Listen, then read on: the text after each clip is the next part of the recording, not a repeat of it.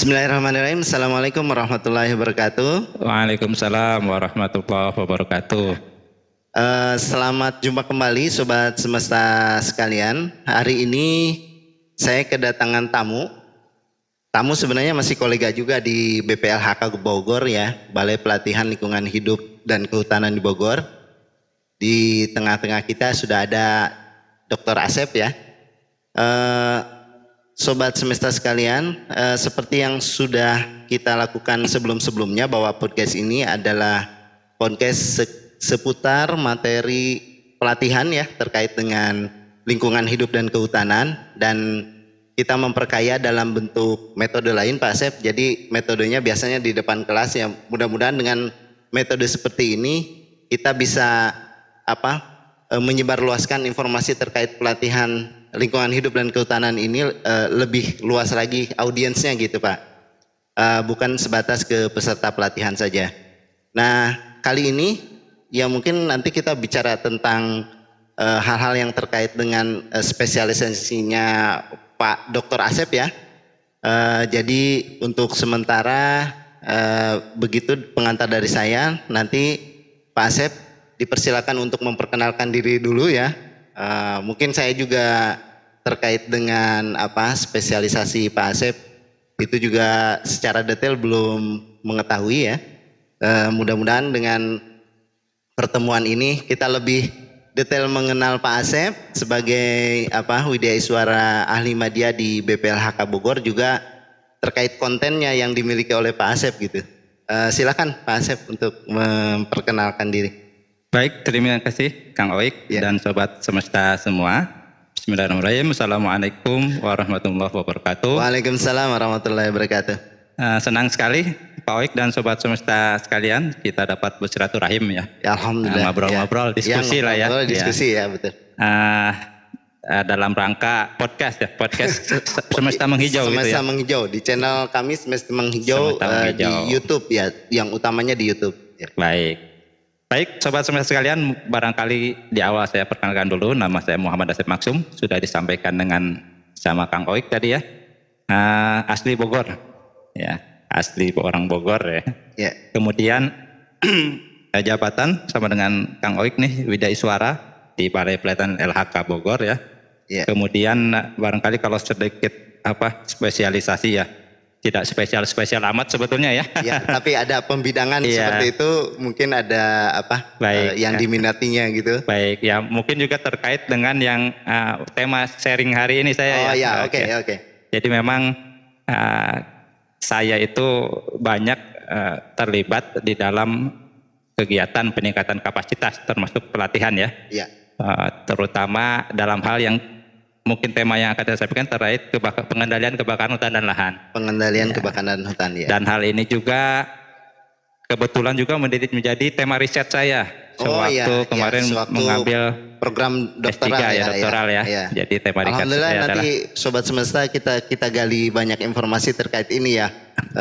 Sepertinya ini masih relatif update kan. Baru berapa tahun ini Pak? Saya lulus 2019. 2019 baru ya 4 tahun ya, masih update insya Allah ya. Mudah-mudahan. Ya. Kemudian ini terkait dengan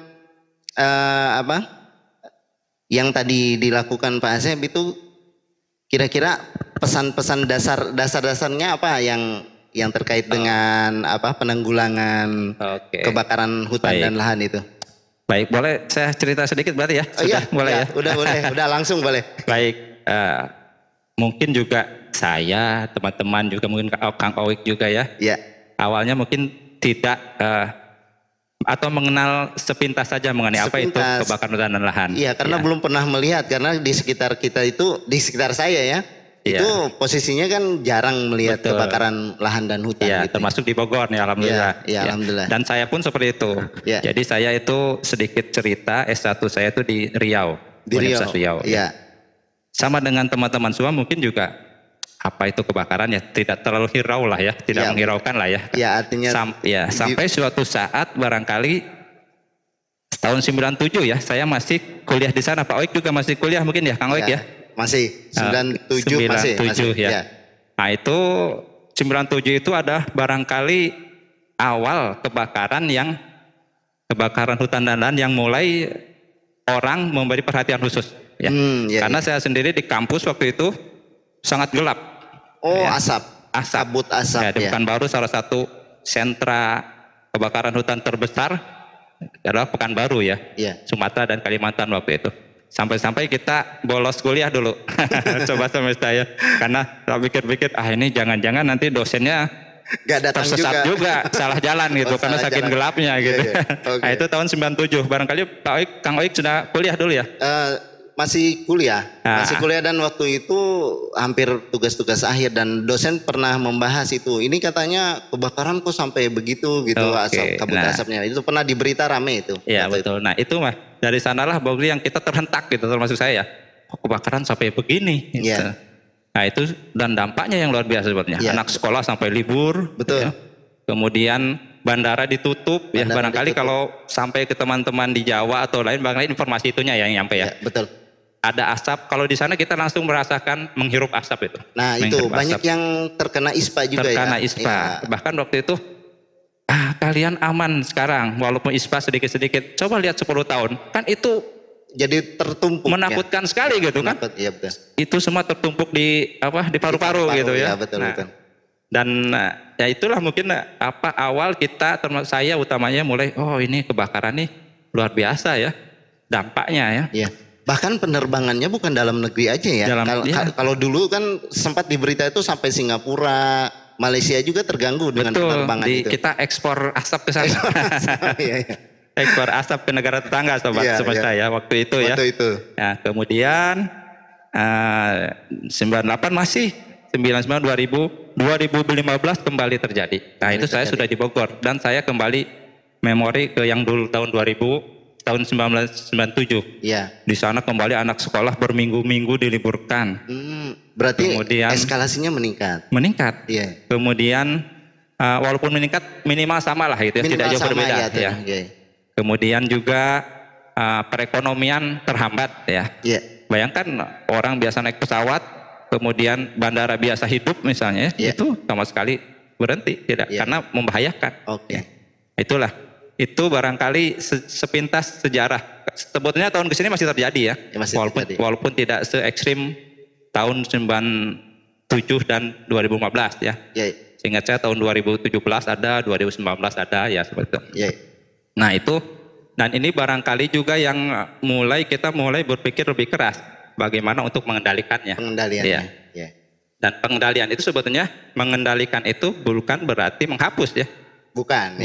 Pasti masih ada, tapi bagaimana dampaknya, kemudian kejadiannya dapat ditekan, sehingga dampaknya tidak terlalu berbahaya, kan gitu ya. Nah, pemerintah waktu itu mulailah menggali itu bagaimana pengendaliannya. Dan waktu itu turun Permen LHK nomor 32 tahun 2016 ya. Jadi artinya bagaimana kalau dulu kebakaran hutan itu gini ya Pak Oik ya. Kalau di dalam kawasan hutan itu mungkin hanya 7%. Dalam kawasan 10% dalam kawasan hutan. Berarti di lahannya ini ya? Yang di luar kawasan 90% sekian itu ada di kawasan, di luar kawasan. Di luar kawasan. Ya. Di sana ada perkebunan, ada pertanian, ada masyarakat lokal yang membakar untuk berbagai kebutuhan ya. Nah, sementara di kawasan hutan hanya 7%. 7%. Oh, sedikit ya kalau sangat sedikit. Karenanya sebetulnya ini bukan PR kita saja, bukan PR KLHK aja. Ini ada PR semua pihak ya. Semua pihak. Ya.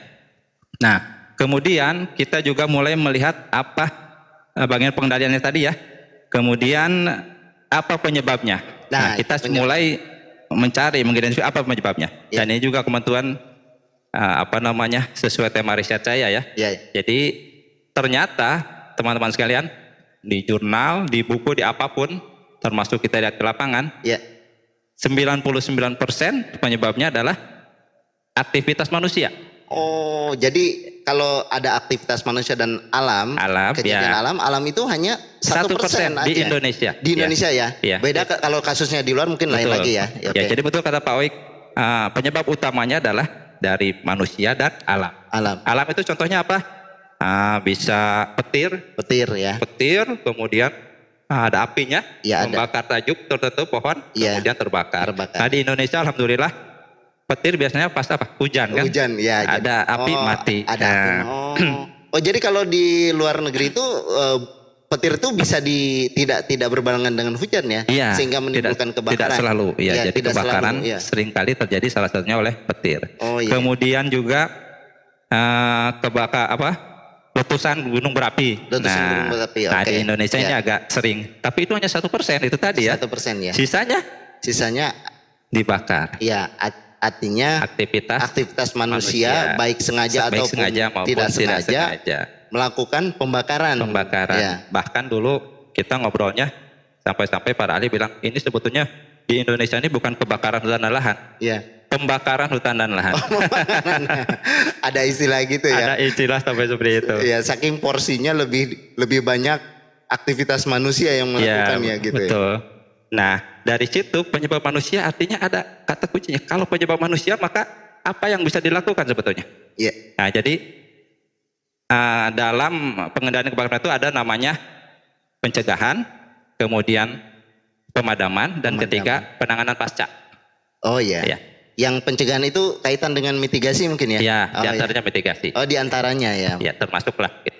Nah ini dari tiga ini, kalau penyebabnya manusia maka sangat mungkin untuk dicegah. Ya. Kalau penyebab manusia beda dengan alam. Coba kita apa bisa mencegah terjadinya petir atau terjadinya petir? Tidak bisa. Tapi kalau manusia itu sangat mungkin untuk dikendalikan, dicegah. Makanya barangkali kementerian kita ya atau pemerintahan kita sekarang setelah serangkaian peristiwa tadi mulai mengalihkan penekanan dari yang sebelumnya ke yang kedua tadi pemadaman, sekarang ke pencegahan kebakaran hutan dan lahan. Nah, barangkali Sobat Semesta ada yang barangkali berpikir kenapa harus dicegah kan itu ya? Kenapa harus dicegah? Ya. Jadi teman-teman, kalau saya sering dengar berita ya, barangkali teman-teman juga seperti itu. Tahun lalu tuh di Arizona, kemudian juga di Australia ya. Australia itu terjadi kebakaran hutan ya, betul ya. Bahkan lama kalau di Australia. Bahkan lama dan korbannya satu kampung. Iya. Ya. Jadi mereka kalau kebakaran itu karena rata-rata kebakaran tajuk, itu kesempatan menyelamatkan dirinya rendah karena sangat cepat, angin kencang, kemudian terlambat untuk menyelamatkan diri. Iya. Nah, bayangkan negara maju saja kalau sudah terjadi, memang itu tidak bisa apa-apa ya. Setelah terjadi itu, kalau sudah terjadi, artinya susah dikendalikan. Bahkan negara dengan teknologinya mungkin majulah dibanding kita ya. Dibanding kita, betul. Ya, apalagi kita. Ya. Nah, barangkali itulah pemadaman terlalu banyak energi yang dikeluarkan untuk pemadaman. Energi, biaya, waktu. Belum lagi dampak. Nah, apa mungkin misalnya orang yang sudah kena paru-paru, kena ispa dan sebagainya, kembali sehat seperti semula, mungkin kalau yang sudah parah agak susah ya. Susah untuk kembali. Itulah betul. Kalau sudah terjadi.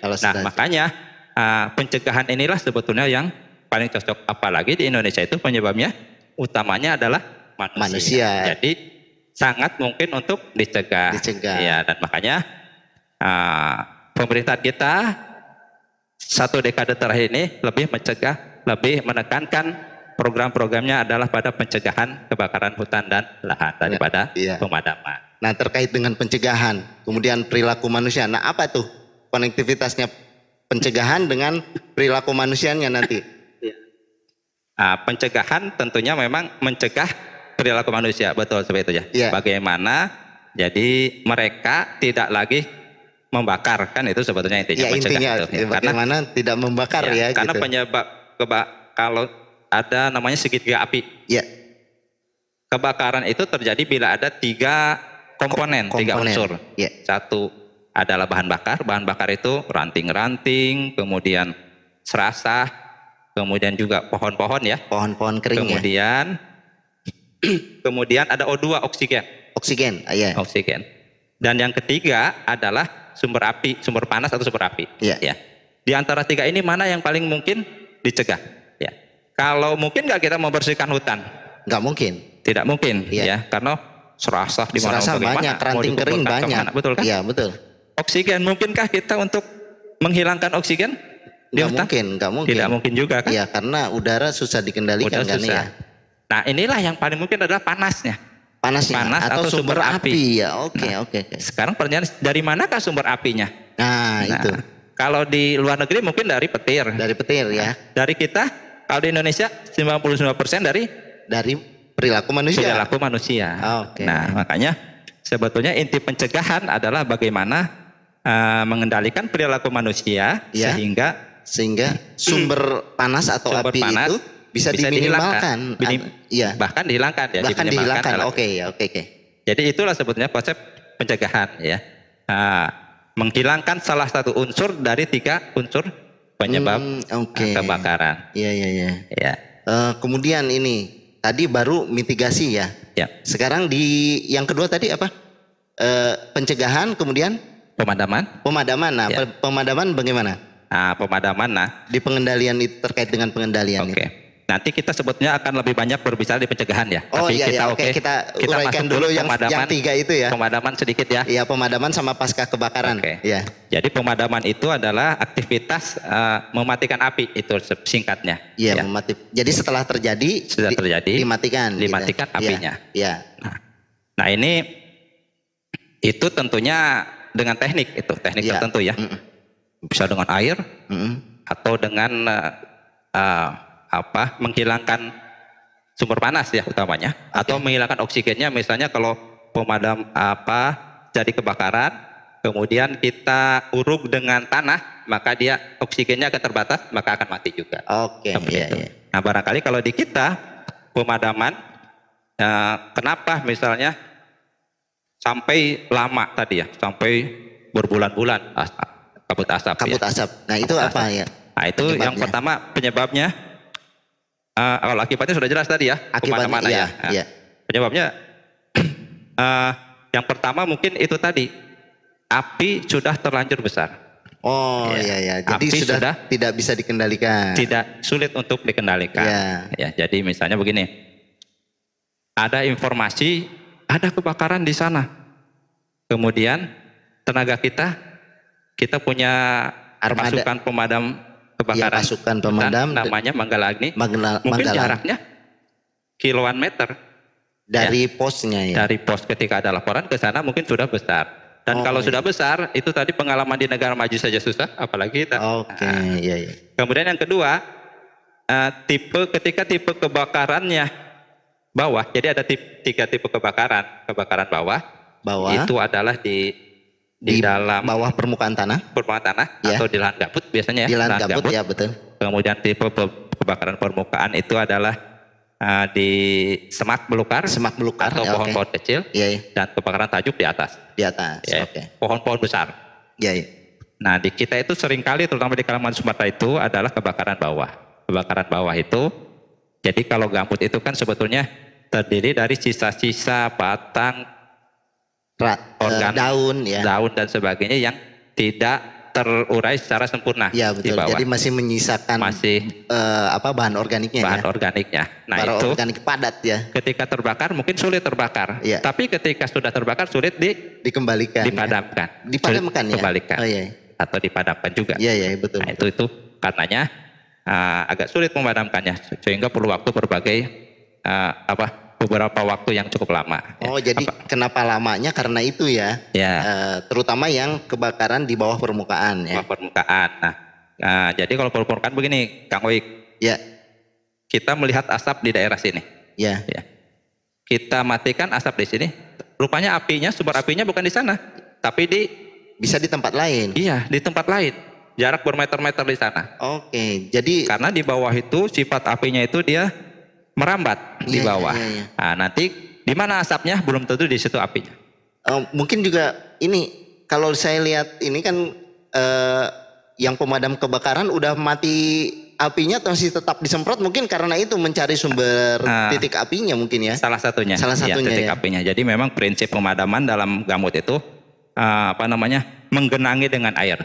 Jadi supaya relatif basah, hampir basah gitu. Kalau bisa tergenang. Kalau bisa tergenang ya. Nah, yang masalahnya kan ketika misalnya musim kering, kemarau panjang itu kan hampir tidak ada air di bawah. Sumber air juga menjadi kendala ya pada saat pemadaman. Oke. Itu barangkali pemadaman. Nah tadi pemadaman itu yang sulit salah satu tipenya ya. Yang kedua juga karena terlalu besar. Kenapa terlalu besar? Karena mungkin dulu kita hanya mengandalkan kekuatan kita. Iya. Padahal sebetulnya ada yang jaraknya lebih dekat. Siapa mereka? Oh, masyarakat. Masyarakat. Ya. Nah inilah sebetulnya yang barangkali selanjutnya perlu kita berdayakan betul masyarakat bagaimana mereka yang lebih dekat lah yang sebetulnya bisa memadamkan lebih dulu. Jadi kalau apinya masih kecil, Kang Auk dan Sobat Semesta mungkin kita juga gampang bisa berpartisipasi juga bisa berpartisipasi. Mungkin baru berapa meter dengan ranting basah kita bisa atau kita ada air langsung bisa padamkan.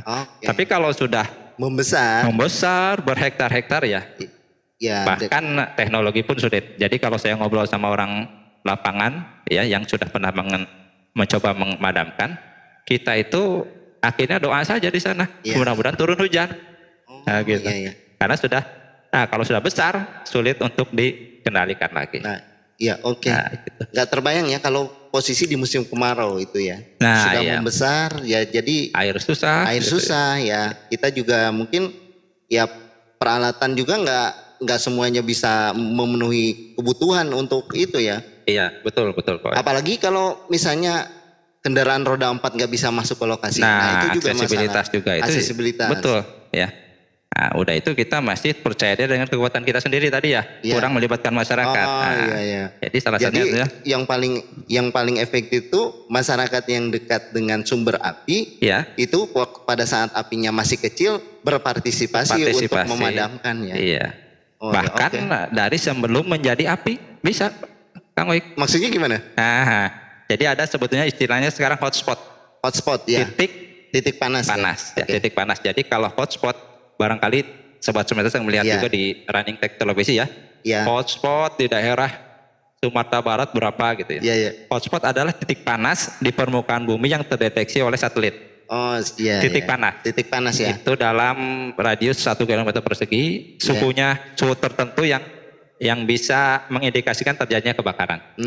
Nah itu bahkan presiden pun bisa tahu lebih awal daripada kita, Kang Owi. Jadi tapi hotspot itu udah dipastikan ada api atau masih Itu yang akan jelaskan. Itu adalah hotspot titik panas. Titik panas ya. Titik panas yang terdeteksi oleh satelit. Oke.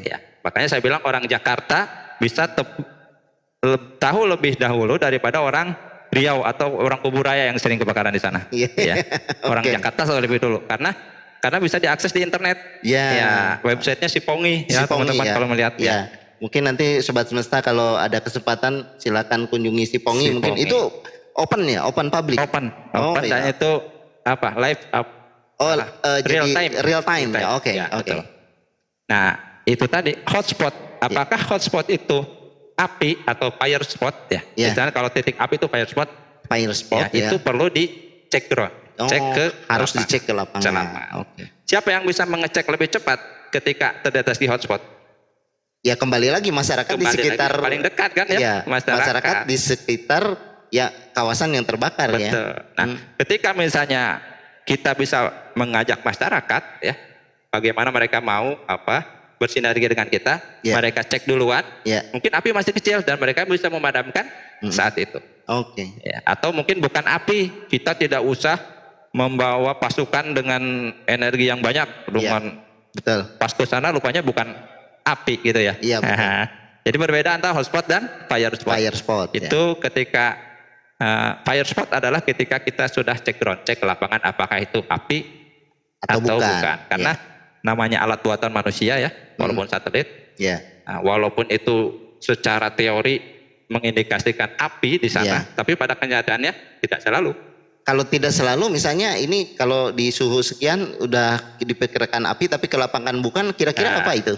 Seperti kalau pengalaman di lapangan ada seng yang seng yang memantulkan panas Panas mungkin barangkali berproses dengan kondisi suhu tertentu ya, menghasilkan ditangkap oleh satelit itu. Oh, jadi seperti bangunan mungkin ya yang atapnya dari seng itu bisa terdeteksi juga titik panas. Titik panas. Atau mungkin juga pernah juga ada yang cerita itu tungku. Oh, tungku. Tungku bagi kita tidak begitu panas ya. Iya. Ya, tapi barangkali maka itu tadi namanya alat ya.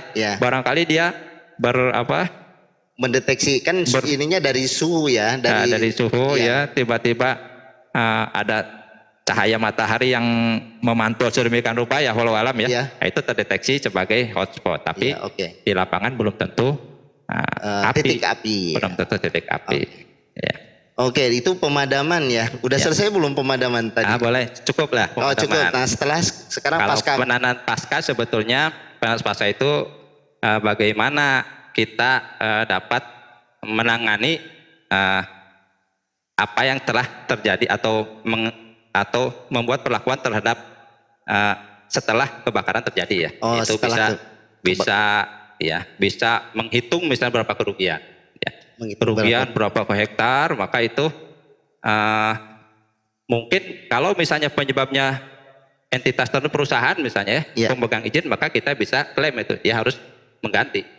Ya, harus merehabilitasi atau mengganti kerugian. Itu bisa dihitung dengan valuasi ekonomi ya, berapa kerugiannya. Kemudian juga penanganan bagian penanganan pasca juga adalah bagaimana pengendalian dampak. Pengendalian dampak maksudnya misalnya yang sudah terpapar sakit. Jadi dampak dari kebakaran yang sudah terjadi. Ya. Kemudian katakanlah banyak yang terkena ISPA. Bagaimana menangani? Itu juga bagian dari itu penanganannya ya. Penanganannya bisa dikoordinasikan dengan pihak terkait mungkin ya. Tapi terkait dengan lokasi kebakarannya berarti itu tanggung jawab kalau pemegang izin yang jadi memang sejak tahun 2016 itu kita menerbitkan Permen LHK nomor P32 2016 ya. Jadi ini juga dalam rangka mengendalikan ya. Karena tadi kita sudah mulai berpikir kita nggak mungkin mampu sendiri. Jadi di dalam P32 itu setiap pemegang hak maka dia bertanggung jawab untuk melindungi kawasannya termasuk dari kebakaran dan lahan.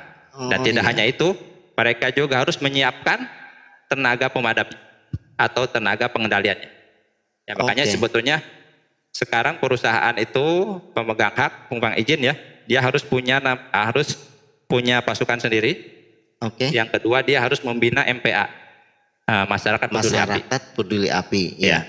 Jadi yang membina di internal perusahaannya, di perusahaan punya juga pasukan khusus, brigade kebakaran hutan dan lahan, dan dia harus juga membina masyarakat yang sekitar kawasan dia. Itu membina MPA-nya.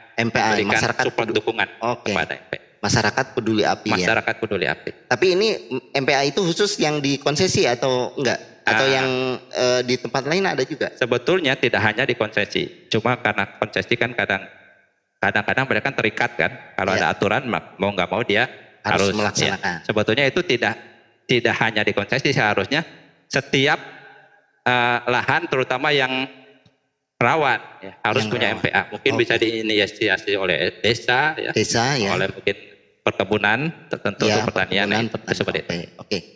Seperti di Kuburaya, pengalaman kami ke sana memang karena itu hampir tiap tahun terjadi kebakaran, maka desa berinisiatif membuat MPA.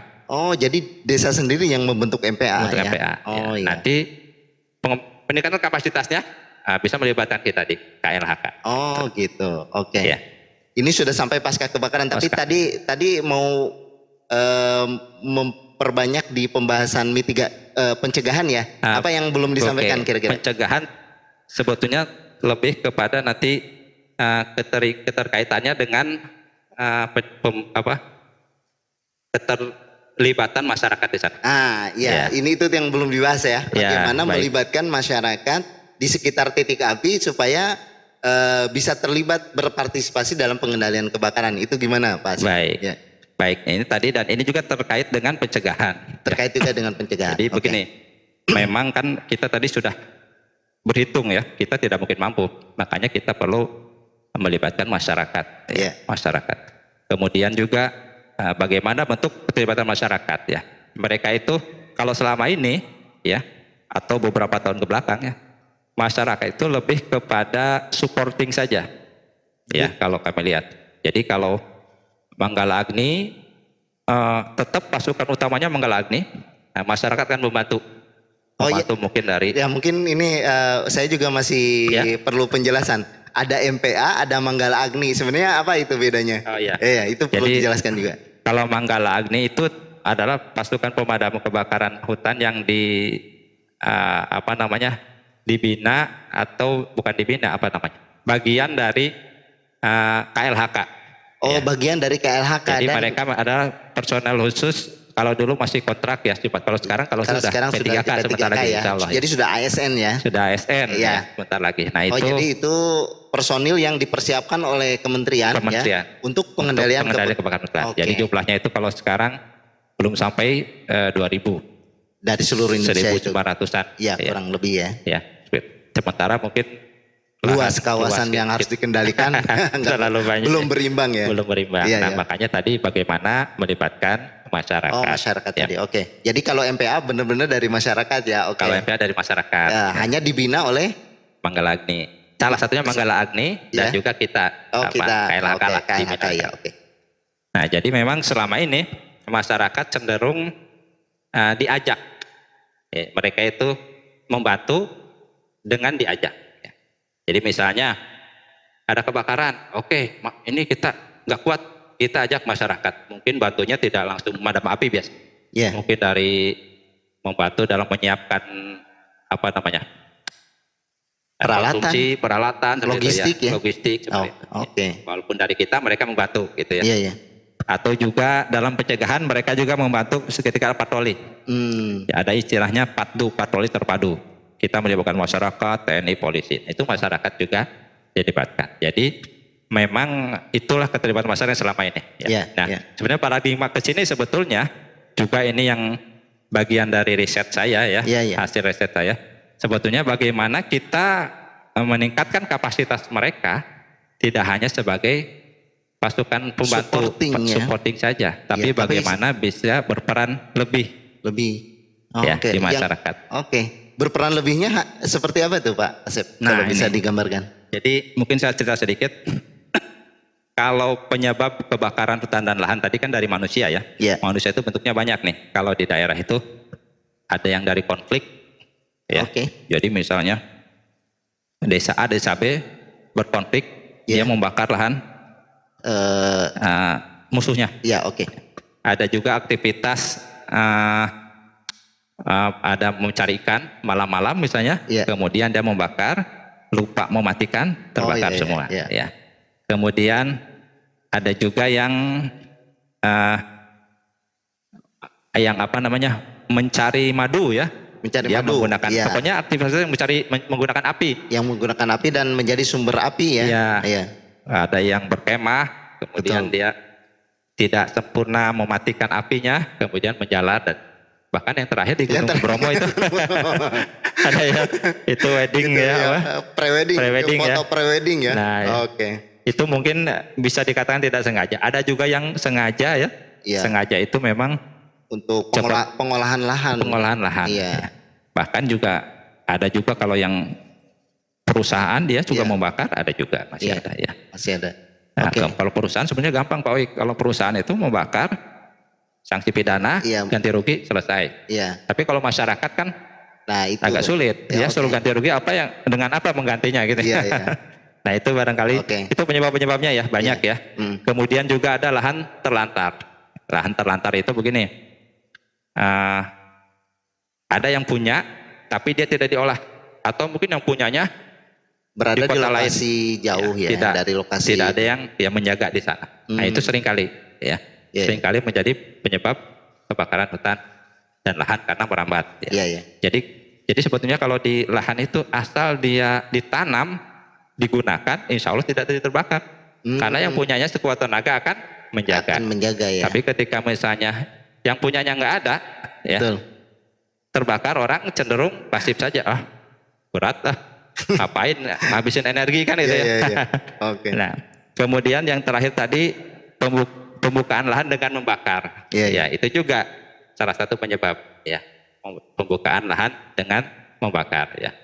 Karena bayangkan Pak Kang Oik, membakar itu modalnya apa? Mungkin mancis aja sama minyak tanah biar apa sebagai memicu awalan ya, api. Itu berapa hektar pun selesai. Iya. Tidak perlu pembersihan segala lah gitu ya. Tapi kalau tanpa membakar, bayangkan sehektar kita perlu berapa OJ apa OH ini kalau di proyekkan. Berapa biaya yang diperlukan ya. Iya. Dan itu konon berkali-kali lipat biayanya daripada membakar. Itulah. Itu juga yang menjadi alasan mereka masih melakukan pembakaran. Masih melakukan pembakaran. Tapi gimana membalikan itu ya? Bagaimana supaya kan ada istilah PLTB ya? Iya betul. Pengolahan lahan pembukaan lahan tanpa bakar. Seperti apa itu PLTB itu kalau di gambaran umumnya? Nah, jadi memang begini. Ada sebetulnya konsep pengendalian kebakaran hutan terutama dalam hal pembukaan lahan itu ada dua. Yang pertama zero burning. Zero burning, jadi nggak ada tidak ada membakar. Yang kedua adalah pembakaran lahan terkendali. Ya, pembakaran lahan terkendali. Nah, itu dua itu sebetulnya. Dua itu yang menjadi konsep selama ini mencoba mengendalikan kebakaran dari sisi terutama untuk masyarakat ya, agar mereka yang tidak terjadi kebakaran intinya. Namun juga kalau pembukaan lahan membakar terkendali itu sebetulnya konsepnya ketika memang kita belum bisa memberikan solusi terbaik. Itu tadi biayanya. Apakah pemerintah bisa gitu menanggung biaya ketika orang saya tidak membakar, tapi membuka lahan tanpa membakar, kan itu kan biayanya tadi bisa berkali lipat. Nah, itu yang barangkali memang masih ditanyakan oleh sebagian besar masyarakat ya. Ini bahkan yang mencengangkan Pak Oik, Kang Oik ketika saya ngajar pelatihan kemarin, itu kan MPA semua yang kita latih ya. Betul. Kita latih MPA masyarakat peduli api. Kepanjangan tangan kita lah, ujung tombak di lapangan. Betul. Kemudian saya tanya, Bapak Ibu, ini jujur saja di antara kita, masih membakar? Jawabannya apa? Masih. Sebagian besar masih. Jadi kita memang walaupun di Undang-Undang 41 ya, kemudian Undang-Undang Perkebunan itu sama zero burning, tidak boleh sama sekali membakar. Oh, secara undang-undang itu harus zero burning ya? Zero burning. Terutama di gambut ya? Nah, itu. Atau di gambut atau di hutan semua? Selain semua ya? Semua. Oke. Semua. Nah, makanya tapi ada peluang di Undang-Undang 32 lingkungan hidup itu terkait PPLH ya? Ya, PPLH. Nah, itu ada peluang boleh membakar selama masih bagian dari kearifan lokal. Itu kuncinya ya. Nah, jadi dengan aturan tertentu maksimal 2 hektar, merupakan adat istiadat yang sudah berjalan sebelumnya, kemudian harus dijaga, tidak boleh dibiarkan. Tidak boleh tidak boleh dibiarkan, tidak boleh merambat ke lokasi lain. Ke lokasi lain. Nah, itu adalah peluang. Hanya memang untuk dalam tanda petik kearifan lokal yang masih berjalan itu di mana gitu ya. Itulah kita harus memastikan, menjaga jangan sampai itu menjadi peluang orang untuk modus dan sebagainya. Kan begitu ya. Iya betul. Ya. Kembali ke tadi ya, peran masyarakat ya. Jadi masyarakat itu kita sudah sepakat nih kalau di KLHK membentuk namanya MPA, Masyarakat Peduli Api. Sekarang apakah MPA bisa berperan sesuai yang kita inginkan? Mitigasi, kemudian termasuk memecahkan masalah di lapangan lah gitu ya, terkait kebakaran hutan dan lahan. Jadi memang MPA itu tadi awalnya kita hanya sekedar supporting saja, membantu tenaga utama kita. Nah, barangkali kita harus sudah berpikir bagaimana MPA itu menjadi ujung tombak benar, termasuk dalam mengendalikan kebakaran, memutuskan dan sebagainya, tidak hanya sebagai pendukung saja.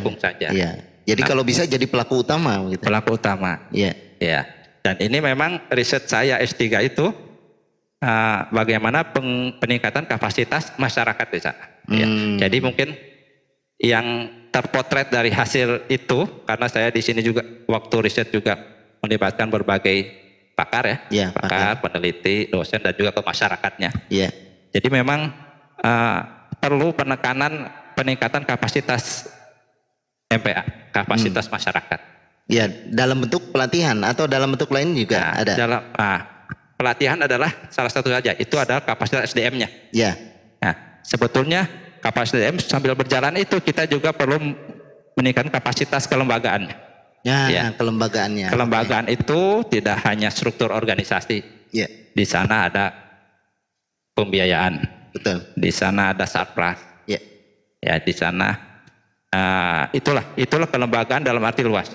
Mereka harus kuat dengan itu. Iya. Ya. Jadi begini, Kang Wik, kalau MPA itu kan sukarelawan ya. Betul, sukarelawan. Jadi kita nggak kita gaji. Betul. Kita baru berikan itu kas honor ya. Itu pun secukupnya barangkali ya. Iya. Ketika diajak. Oh, pada saat ada kejadian. Ada kejadian, ada diajak, kegiatan ya. Mungkin atau patroli diajak, mungkin mereka dapat upah atau honor gitu ya. Karena apa juga? Karena memang tidak bisa, karenanya mereka hanya sekedar ikut, kan begitu ya konsepnya ya. Kalau dia punya inisiatif sendiri, dia harus meninggalkan pekerjaannya kan. Nah itu. Nah sementara seharusnya dia ada yang pekebun, petani, pedagang, yang penghasilan utamanya itu ditinggalkan. Berarti harus ada kompensasi. Harus ada kompensasi. Nah di situ. Nah pemecahannya gimana dari ide Pak Asep? Jadi memang itu. Jadi peningkatan kapasitas itu sebetulnya bagaimana yang pertama dari kelembagaan tadi ya. MPA itu harus kuat secara kelembagaan. Ya, artinya kelembagaan tidak sekedar struktur, tapi bisa berperan. Nah, kalau konsepnya kan ada patroli mandiri.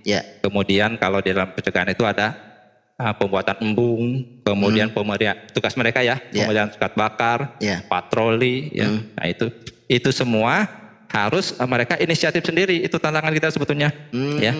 Karena kalau nunggu kita anggaran juga terbatas. Betul, ya. Makanya mereka harus kuat secara kelembagaan, termasuk anggaran pembiayaan mereka mandiri. Ya. Kemudian juga sarprasnya. Ya. Sarpras itu peralatan lah ya. Peralatan itu sebetulnya konsep impian kita ya. Ketika mau buka lahan tanpa bakar sangat berat. Ya. Sangat berat, masyarakat suruh buka lahan. Jangan-jangan untungnya habis buat buka itu. Ya. Untung nanti ketika nanam tuh mungkin habisnya ke membuka lahan yang sangat besar itu. Ya, maka itu bagaimana salah satu peran MPA di sana membuat solusi untuk itu. Ya, jadi impian kami itu sebetulnya, dan saya sampaikan itu waktu pelatihan kemarin, itu mereka sangat bersorak tadi. Betul Pak, itulah konsep yang kami inginkan. Jadi mereka mandiri ya, termasuk yang pertama tadi anggaran ya, keuangan ya, kelembagaan. Jadi harus ada funding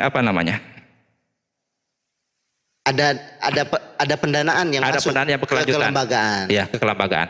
Itu sumbernya mungkin dari kita ya, mungkin salah satunya. Selain peran kita untuk menjaga kapasitas. Ya, sebetulnya ada lagi peluang dana desa. Dana desa. Dana desa. Dana desa itu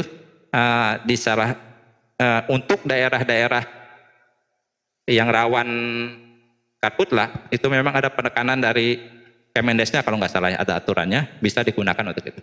Untuk mendukung pengendalian. Ya. Dana desa. Kemudian juga tentunya perusahaan-perusahaan sekitar ya. Nah itu harus membentuk pendanaan yang berkelanjutan di sana. Ya, untuk mereka itu tadi, biar kegiatan rutin mereka terlaksana. Ya. Ketika dia meninggalkan pekerjaan, dia punya kompensasi gitu ya. Kemudian dia sarana. Nah, ketika dia nanti sudah kuat pendanaan ya, pembiayaan termasuk juga sarananya. Jadi itu kembali ke impian tadi, mereka tuh harus mungkin punya sarana yang lengkap, termasuk bulldozer untuk apa? Ekskavator. Ya, ekskavator. Untuk membuka lahan. Membuka lahan. Ya, karena yang berat membuka lahan itu kita bayar, kalau kita bekerja sendiri Kang Wik, 1 hektar. Kita bersihkan di sini, sampai sana ini udah tinggi lagi. Iya, betul. Jadi memang perlu alat mekanis. Itu misalnya untuk pembuat sekat bakar mungkin ya, atau sekat untuk bakar membuka lahan. Membuka lahan aja. Membuka lahan. Kalau sekat bakar kan hanya untuk pengadaan karhutla. Tapi ini ke solusi untuk mengganti kompensasi. Oke. Nah itu. Jadi bulldozer. Jadi petani perlu. PH pengen membuka lahan. Berat kalau tidak dibakar, maka tinggal panggil MPA. MPA dengan pasukannya akan membuka lahan. Nah itulah sebetulnya contoh peran yang sebetulnya bisa secara real nanti membantu pengurangan itu. Karena tadi memang sebagian besar dari kebakaran hutan aktivitas manusia diantaranya membuka lahan. Jadi si MPA menjadi solusi di lapangan tanpa harus ke kita, dia sudah mandiri. Ya. Jadi dapat kompensasi misalnya dari sewanya itu atau dari apanya? Itu tadi dari kelembagaan dia mandiri tadi. Ya. Mungkin suatu saat ada perhatian perusahaan mana kalau perlu dia itu bagian dari kelengkapan mereka gitu loh. Kelengkapan sarpras mereka. Peralatan. Itu jadi mereka bisa betul-betul hadir di lapangan, keberadaannya dirasakan untuk menjadi solusi atau jawaban atas tadi membuka lahan yang berat, yang mahal ya. Itu yang sebenarnya salah satunya ya, peningkatan kapasitas. Yang kedua sebenarnya selain membuka lahan tadi ya, bisa juga berperan dalam pembukaan lahan tanpa bakar. Bukan pembakaran terkendali. Jadi sementara kita tadi berat ya. Ya untuk dana, untuk segala keadaan sarpas dan seterusnya. Atau mengganti masyarakat biar membuka lahan dengan lahan tanpa bakar kan. Maka bisa dengan pembakaran terkendali. Tapi ini memang harus dijaga betul, harus dipastikan kondisinya aman. Jadi diantara indikator amannya ya, dia harus tidak pada saat El Nino yang berkepanjangan. Jadi suhu panas ekstrim. Nah, itu. Yang kedua tadi dia harus maksimal, ada lahan maksimal berapa luasannya. Kemudian juga yang ketiga adalah ada tim pengendalinya. Jadi di antara ujung batas tepinya tuh harus sudah ada orang yang akan mengendalikan, jangan sampai tim pengendali. Jangan sampai dia merambat keluar. Dari indikator itu yang memberikan pemantauan itu dari instansi pembinanya. MPA harusnya. Ketika tadi perannya sudah kita bisa optimalkan. Udah mandiri. Kalau udah mandiri ya. Dia bisa berperan mengendalikan itu. Satu lagi tadi aturan lahan tanpa bakar itu tetap zero tolerance untuk di lahan gambut. Jadi kalau itu udah sama sekali nggak boleh. Kalau gambut sama sekali nggak boleh. Itu memang karena kalau gambut tadi Kang Woik, asap di sini. Sumber api di mana? Api di mana? Nah makanya ketika lahan gambut itulah alat-alat berat lah yang bisa digunakan. Alat-alat berat tadi yang bisa digunakan. Karena kalau untuk manual juga berat sekali gambut itu ya. Gambut. Mungkin kalau nggak salah lahan mineral kan sekitar 7 jutaan, ada catatan seperti itu ya. Buka 1 hektarnya, buka lahan. Kalau gambut bisa berkali lipat. Jadi itu juga yang membuat dana pembukaan lahan tanpa bakar itu mahal ya? Mahal. Nah sekarang untuk peningkatan kapasitasnya yang sudah terrealisasi seperti apa Pak Asep? Nah ini kalau yang terjadi sebetulnya bervariasi ya. Seperti kalau peningkatan kapasitas SDM-nya, kompetensi lah kalau SDM ya. Tentunya kita berkesinambungan di mana-mana ya. Seperti Balai PPLHK Bogor sendiri sudah beberapa kali menyelenggarakan. Terakhir kemarin bulan Februari kalau nggak salah ya saya sendiri kebetulan di Kuburaya. Kalimantan Barat. Kuburaya Kalimantan Barat. Nah di sana tuh alhamdulillah sudah mulai berjalan Kang Woik ya. Terutama dari sebetulnya mulai berjalan tidak juga ya. Artinya ada salah satu simpul yang terbuka ya. Jadi dari segi desa sudah menganggarkan untuk kegiatan pengendalian kabut utara. Itu bagus ya. Walaupun itu sebetulnya lebih kepada mereka biasanya untuk membeli peralatan. Biasanya. Itu tapi 20 minimal dukungan sudah ada ya. Itu adalah 20 juta per tahun. Itu masih maksimal.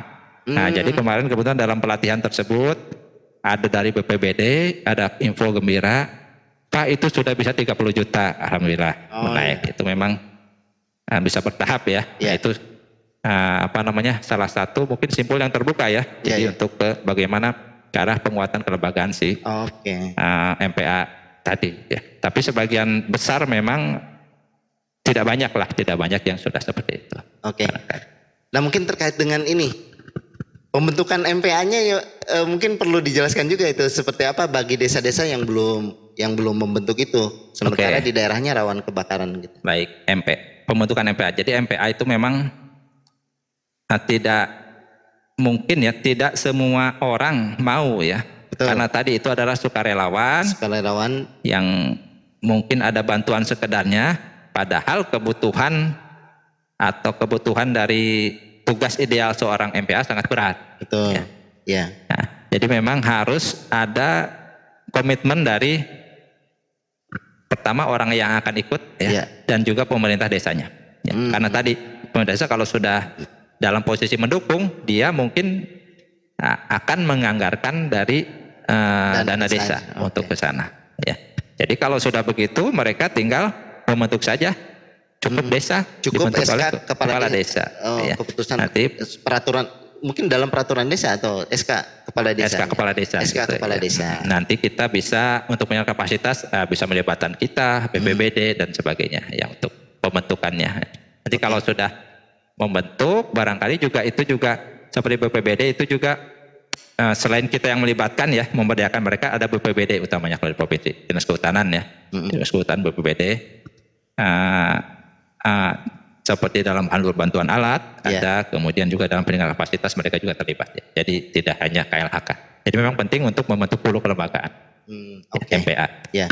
Jadi kalau keterlibatan dari pihak lain selain dinas KLHK, kemudian Kementerian KLHK, pemerintah desa, mana lagi yang ini kira-kira yang terlibat di peningkatan kapasitas untuk MPA itu? Sudah ada kapasitas umum ya, tidak hanya kompetensi ya, yaitu dari BPBD dari Pemda ya. Kemudian dari perusahaan sebetulnya. Dari perusahaan juga. Perusahaan itu jadi bagaimana tidak sekedar melaksanakan kewajiban ya, tapi bagaimana dia bisa memberdayakan sebetulnya. Tuntutannya ya atau tantangannya ya. Betul. Nah, dia bagaimana karena ada perusahaan itu wajib juga membina MPA. Bagaimana pembinaan yang mereka lakukan gitu. Ya. Mungkin untuk penutup Pak Asep, dari apa yang diuraikan tadi ada yang ingin disampaikan ke sobat semesta sekalian terkait dengan pengendalian kebakaran dan hutan ini? Baik, mungkin mohon maaf saya tambahkan sedikit ya. Nggak apa-apa. Peningkatan kapasitas tadi belum semua, sebetulnya peningkatan kapasitas buat mereka juga bisa dalam hal-hal yang tidak terkait pengendalian kebakaran hutan. Misalnya peningkatan ekonomi. Ekonomi. Ini juga yang itu juga yang mereka sampaikan waktu saya kemarin melatih di Keburaya. Jadi Pak, kami juga biar tidak biar punya ketika ada kegiatan patroli atau kegiatan pengendalian yang tidak tercover, karena saya lihat Pak Wik luar biasa, mereka tuh yang di luar tadi yang di cover itu mereka bekerja sendiri ya. Memang sukarelawan benar gitu. Jadi ketika malam mereka melaporkan kondisi aman, ada laporan langsung ke sana, itu tidak di cover ya. Nah, mereka mungkin salah satu minta mungkin peningkatan kapasitas dalam hal kegiatan ekonomi ya. Kalau yang kita tunyakan seperti Lebah Madu seperti itu ya. Artinya ada mata pencaharian alternatif mungkin, betul. Setelah banyak terlibat di kelembagaan MPA, mungkin dia juga yang sumber mata pencaharian utama jadi terbengkalai. Ya, jadi ada juga yang alternatif ya. Barangkali walaupun tidak utama, tapi itu ada sumber lain. Ada pemasukan ya, ada input yang dari pendapatan di luar pendapatan utama ya. Silakan untuk ini. Mungkin sudah cukup 1 jam, kurang lebih 1 jam. Baik, terima kasih Kang Oik dan juga Sobat Semesta Malam. Itu adalah sedikit sharing pengalaman dan juga kebetulan sedikit ide ya, gagasan karena sesuai dengan tema riset yang pernah saya lakukan ya. Jadi memang kebakaran hutan dan lahan itu mungkin akan tetap ada Ya. Jadi intinya bagaimana mengendalikannya. Kemudian dan juga tadi sudah kita sampaikan bahwasanya kita tidak mungkin sendiri, ya. KLHK tidak mungkin sendiri. Kita melibatkan masyarakat harus, karena mereka lah yang menemukan pertama kali mungkin. Kemudian yang dapat bertindak pertama kali pada saat masih mudah dikendalikan. Nah, tentunya tantangan kami dan juga para pihak, ya, tidak hanya kami, ya. Para pihak, perusahaan, kemudian juga desa, ya. Itu bagaimana lebih memberdayakan mereka, ya, masyarakat. Ya. Itu diantaranya dengan memberikan tadi, mungkin menguatkan kelembagaan intinya, ya. Bagaimana bisa lebih mandiri, ya. Mereka punya punya kesempatan lebih luas untuk berperan di sana. Tidak hanya sekedar kepanjangan pemerintah atau yang membantu kita di lapangan, tapi mereka bisa memutuskan dengan cepat, termasuk melakukan tindakan-tindakan yang diperlukan di sana. Barangkali itu. Oke, Kang Oik. Terima kasih banyak Pak Asep. Ini sudah banyak penjelasan, ya. Dan saya juga tidak semuanya mengetahui. Ini tadi banyak juga input-input baru, ya, terkait dengan MPA, kemudian terkait dengan Manggala Agni, ya, kemudian pengendalian kebakaran lahan dan hutan. Mudah-mudahan dari pembicaraan kali ini Sobat Semesta sekalian dapat bermanfaat buat kita semua, ya. Sobat Semesta, jangan lupa kalau misalnya ada pertanyaan atau ingin didiskusikan, silahkan tulis di kolom komentar, ya. Nanti Dr. Asep akan membantu menjawab, ya. Nanti di kolom komentar. Mungkin untuk pertemuan kali ini kita akhiri sampai di sini. Jangan lupa untuk subscribe di channel Semesta Menghijau. Channel Semesta Menghijau podcast ini bisa juga diperdengarkan di Spotify, di Noise, dan di YouTube Musik. Terima kasih Dr. Asep atas kehadiran dan penjelasannya. Sampai ketemu di lain kesempatan. Mungkin ada substansi lain yang bisa lebih mendetail, nanti kita bisa undang lagi Bapak Dr. Asep ini. Terima kasih. Assalamualaikum warahmatullahi wabarakatuh. Waalaikumsalam warahmatullahi wabarakatuh.